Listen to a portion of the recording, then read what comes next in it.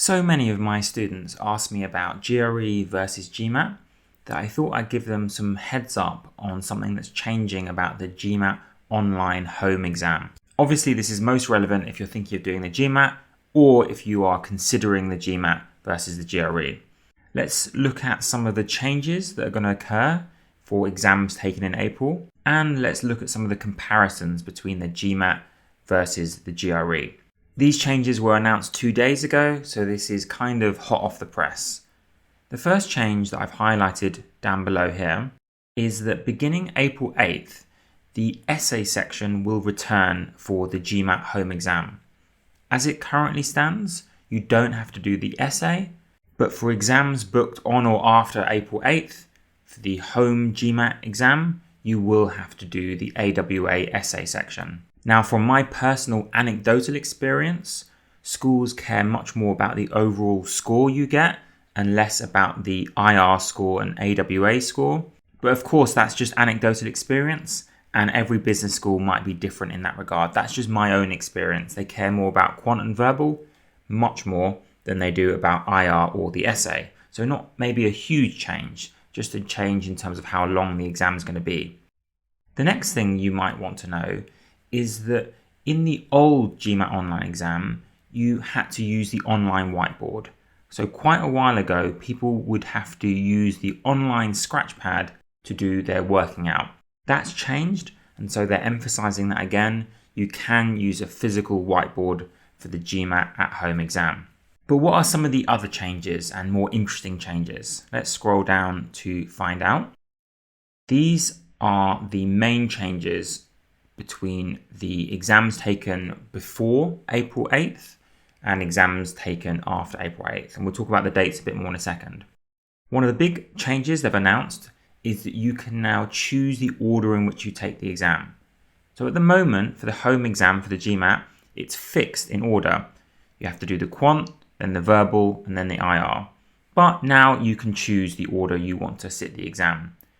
Now for me personally, I like and advise my students to do the IR last because, as I've said, I think the schools don't care as much about that score, and so you might want to do it when you're a bit more tired, right? Same thing for the essay, which is now included in the GMAT home exam, or will be from April 8th. Wouldn't it be better to do the quant and the verbal when you have the full amount of energy, and maybe when you're a little bit more tired, that's when you have the IR and analytical writing assessment? That's my personal belief. Obviously, you make your own mind up. Or if you're one of those students who loves doing verbal first, that wouldn't have been possible before for the at-home GMAT exam, but now it will be possible. Here's another big one. Unofficial scores will now be shown immediately on screen. So it'll flash up 780, 700, 500, whatever it is. Whereas before you had to wait up to 7 business days to get your result. So it took a lot longer to process. I think that's the biggest improvement. You can immediately see your score, and that's going to encourage a lot more students to take the test because they can just do it, instantly find out how it went, and then maybe resit if they want it in person or again online after a gap. Another fact that I think many of my GMAT students don't know is that you can take the home exam twice as long as there's an at least 16-day gap between each home exam. However, you don't have to have a 16-day gap between a home exam and an in-person exam. So potentially, if you've got the budget, you can take a home exam, then maybe a week later do an in-person exam, and then 10 days after that, do a home exam. Yes, they will all count towards your 5 in 1 year limit, but you can do them quite quickly together. In other words, you could do roughly 3 exams in about 16, 17 days. And yes, that's costly, but it gives you many different bites of the cherry, so to speak.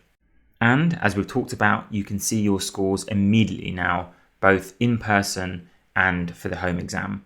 I know they say unofficial scores, but pretty much that's always your actual score. The only difference is when they mark your essay and give it back to you after the 7 days. There's a couple more interesting things I wanted to talk about in this video though. So let's scroll down. You now get an extra long break. So it used to be 10 minutes and now it's going to be 60 minutes again from any exam booked for April 8th or afterwards. So I think that's an improvement as well. Now, I did a little bit of research around this and I saw this article from Poets and Quants. So let me show you it. So it's titled Major Changes to the At-Home GMAT, Writing Assessment, Longer Breaks and More. And I've talked about most of those changes and there will be a link to this article in the description. But they emphasize a couple more things that I thought are worth bearing in mind. So I've highlighted those. First, the registration for these longer exams begins February 17th. So that's 4 days from the filming of this video, meaning those students who don't want to do the essay section, you need to have booked your exam to happen April 7th or earlier. I thought that's worth emphasizing. Also, scrolling down, of course, you can follow the link and read this yourself. The testing time as a result will now be very similar for both, about 3.5 hours for the GRE and the GMAT, whereas before the at-home exam for the GMAT would have been significantly less time, 2.5 hours. So again, in terms of how long your stamina can last, that might influence your decision. And there's one more thing here. Scrolling down, I read this, it's quite interesting. But basically, if you're applying to a school in the US, you might want to do some additional work about researching whether there's a waiver for the exam you're doing, GMAT or GRE. Because now a majority of schools in the top 50 rankings have some form of exemption or waiver for those exams. Not so much schools in Europe, unfortunately, for my European students, but a lot of American universities are granting a partial or full waiver for the GMAT and GRE. And that's why I would urge you to check out that link, because at the bottom, they give you a list of all the different schools that you can search through and their policies on the GMAT or GRE waiver. For example, MIT Sloan Business School, ranked 6th according to this chart.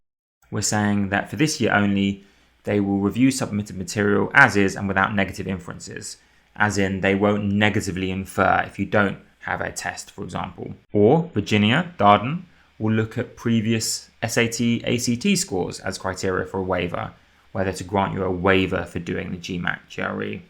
Carnegie Mellon, for example, seeks evidence of math preparedness via advanced quant classes.